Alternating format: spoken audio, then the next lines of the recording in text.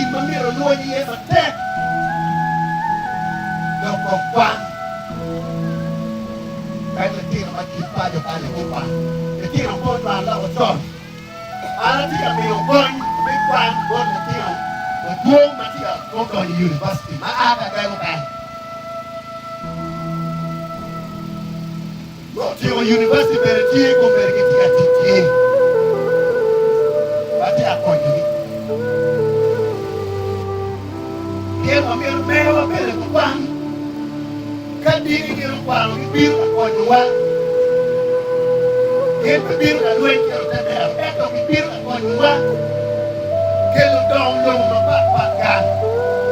Wana lama lama kupeti tade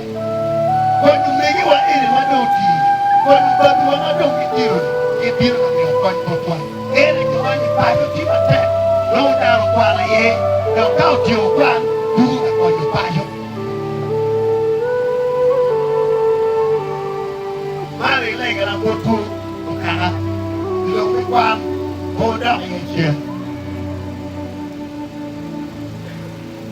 Anga tela tela mamiu Ara tia tela misukudu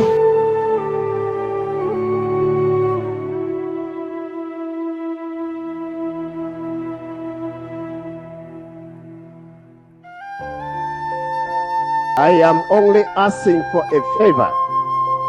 We have been talking for a very long time on the floor of Parliament. My members are very tired. Community members are saying come 2026 they are not going to vote